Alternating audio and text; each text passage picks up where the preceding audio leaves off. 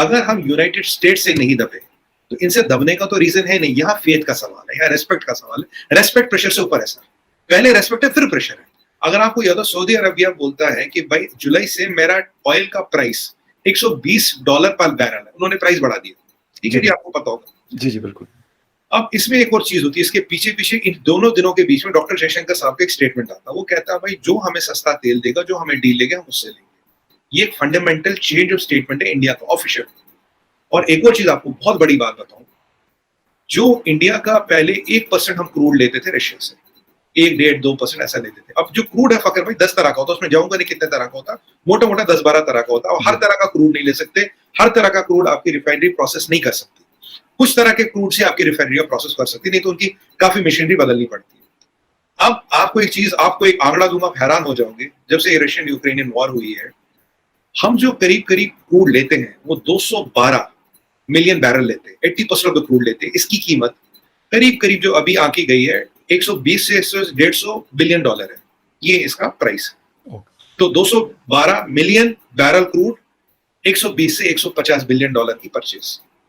Mostly आता था middle east से, कुछ आता था सऊदी अरब से नहीं, मिडिल ईस्ट से आता था, कुछ यूएस से आता था, कुछ रशिया से। अभी जब ये लड़ाई हुई है रशिया यूक्रेन की, प्राइस बढ़ा है सऊदी अरब ने, जीसीसी कंट्रियों ने प्राइस बढ़ा दिया। जय हिंद दोस्तों। आजकल नुपुर शर्मा का मुद्दा गरमाया हुआ है। अरब देशों ने इंडिया के प्रोडक्ट्स को बॉयकॉट करने को कहा है। कतर जैसी छोटी सी कंट्री इंडिया को धमकी दे रही है। इसी से कुछ पाकिस्तानी गलतफहमी पाल कर बैठ गए हैं कि इंडिया अरब देशों के सामने झुक गया है। नुपुर शर्मा वाली सिचुएशन से पाकिस्तानी मीडिया बहुत खुश हो रही है, मगर इन पाकिस्तानी को ये नहीं पता कि इंडिया अमेरिका जैसे देश के सामने नहीं झुका तो अरब कंट्रीज़ क्या हैं। ओआईसी को तो जवाब दे ही दिया है इंडिया ने। थोड़े दिन में सब अरब कंट्रीज़ लाइन में आ जाएंगी। यही डिबेट इस वीडियो में दिखाई गई है, तो चलिए आगे वीडियो देखते हैं। आपको याद होगा $40-45 भी आया था, 120 के आसपास चल रहा है। अब हमने रशिया से क्रूड बढ़ाया। सच्चाई ये है, आज तक अभी तक करीब करीब 35 million barrel crude, 35 million barrel crude Russia से आ गया। 400% क्रूड इंपोर्ट बढ़ा है रशिया से। क्यों? रशिया हमें 35 से $40 सस्ता क्रूड दे रहा है, रशिया हमें लाके यहां तक दे रहा है, और ये कॉस्ट है यहां तक डिलीवरी का, हमारी रिफाइनरी उसको प्रोसेस कर पा रही है। अब आप बताइए, इसका इंपैक्ट अगर आप देखेंगे करीब 50 से 60 बिलियन डॉलर से ज्यादा है साल का, जो बहुत बड़ा अमाउंट है। Russians as on date 16% market share पे कब्जा कर चुके हैं, और अगर ऐसे ही चलते रहे by the end of the year Russian crude का मार्केट जो शेयर है इंडिया में करीब 30 से 33% आएगा। और फकर भाई आप ये भी जानते हैं कि अगर एक बार रशिया ने मार्केट ले लिया, उसको कोई हिला नहीं सकता। कारण रशिया पे सैंक्शंस है, सस्ता तेल देने को तैयार है, रूबल में पैसे लेने को तैयार है, कुछ डॉलर में तो कुछ रूबल में क्रेडिट देने को तैयार है। और $35 से $40 पर barrel is a lot of money for a country. बिल्कुल राइट। अब ये जब खबर आई है, इससे इस चीज को और एकदम हवा लग गई, क्योंकि मैं आपको शुरू से कहता हूं macro economics controls global politics. बिना मैक्रो इकोनॉमिक्स के ग्लोबल पॉलिटिक्स नहीं चलती फकर भाई, ये बिल्कुल आप रूल मानिए है ही है। जब डॉक्टर जयशंकर का ये स्टेटमेंट था, अचानक ये स्टेटमेंट बदल जाता, अचानक सारे एम्बेसडर समन होने लगते, क्योंकि अगर रशिया ने 33% शेयर लिया तो मान लीजिए मोटा मोटा रशिया के पास 40 से 50 बिलियन डॉलर का मार्केट आ जाता है। और वो कहां से जाएगा? उसका मेजॉरिटी हिस्सा जीसीसी कंट्री से जाएगा, थोड़ा बहुत यूएस से जाएगा, और थोड़ा बहुत इधर उधर से जाएगा, कनाडा में छोटा लेते हैं। अब आप ये माने कि इसमें यूएस का रोल नहीं, इसमें यूएस का भी रोल होगा। उन्होंने भी बोला कि भाई इन्होंने ऐसा कह दिया, आप कुछ कह नहीं रहे, क्योंकि पहले 7-8 दिन ये मसला बिल्कुल शांत रहा। ये मैं आपको सीको से बताया, जैसे ये चीजें बढ़ी तो ये मसला बढ़ गया। मतलब भाई आपने किया। अब बीजेपी क्या करता है? बीजेपी कहता है ठीक है जी, हम उनको सस्पेंड कर देते 6 महीने के लिए, नवीन जिंदल को पूरा एक्सपेल कर दिया जी। अब लॉजिकली जिसने गलती की वो माफी मांग चुका, स्पर ऑफ मूवमेंट था, कोई किताब नहीं लिखी, कोई प्री प्लान नहीं था, मुंह से निकल जाता। देखिए आप और हम भी डिबेट करते हैं, कई बार मैं अपनी बताऊं फखर भाई, मैं कई बार 7-8 डिबेट कई बार दिन में हो जाती है, मैं आपको ईरान बोलना चाहता हूं, इजराइल निकल जाता है, गलती हो जाती है राइट। मतलब that is not pre plan, that is a slip of tongue. ठीक है, कायदे से ये गलती हो गई, उन्होंने अपॉलजी कर ली, बीजेपी ने एक्शन ले लिया, ये मसला यहाँ खत्म हो जाना चाहिए। पर ये मसला खत्म क्यों नहीं हो रहा? लोगों को ये रशियन ऑयल की कहानी नहीं पता, ये हमारा कोई मीडिया चैनल नहीं दिखा रहा, इसमें कोई डिस्कशन नहीं हो रहा।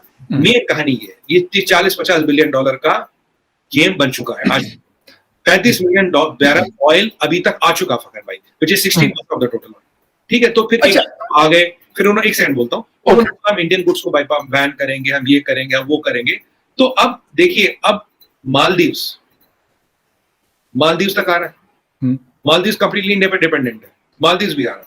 अब यहाँ अब मलेशिया, इंडोनेशिया और कतर वालों की बात करूं आपने सुना होगा हमारे एक पेंटर साहब थे मकबूल फिदा हुसैन जी उन्होंने बहुत गंदी पेंटिंग बनाई हिंदू गॉडेसेस की बहुत आपत्तिजनक और वो यहाँ से फिर निकल लिए उनको कतार ने सिटीजनशिप दी वहां रहने दिया जी अगर आप देखिए अगर आप दीन की तौहीन की बात करें अगर नुपुर शर्मा ने किया वो दीन की तौहीन है तो जो मकबूल फिदा हुसैन ने किया उससे बड़ी तौहीन है उसने तो पेंटिंग बनाई उसने अपॉलजी भी नहीं ली कभी जी जी नेवर अपॉलजाइज उसको कतर ने अपने यहाँ रखा उसको सिटीजनशिप दी मतलब अब देखिए अभी हीट ऑफ द मूवमेंट अभी एक ये सब लोग खड़े हैं धीरे धीरे ये मामला सेटल होगा थिंग्स विल सेटल बट एक चीज बहुत गलत हुई इसमें फखर भाई देखिए आज वो कह रहे हैं इंडियन गुड्स को निकालो बाय करो ठीक है कोई बात नहीं आप कह सकते हो आपका राइट है जी पर अगर आप लॉन्ग रन में देखिए सबसे बड़ा मार्केट इंडिया है सबसे ज्यादा मैन पावर आपको यहाँ से मिलेगा वर्ल्ड में 3 ही पिलर है एक है चाइना एक है इंडिया एक है यूनाइटेड स्टेट्स ऑफ अमेरिका आप माने ना माने अगर कल को 130 बिलियन की कंट्री इस पे आ गई bypass Qatar boycott Qatar Qatar पे बहुत बड़ा इंपैक्ट आएगा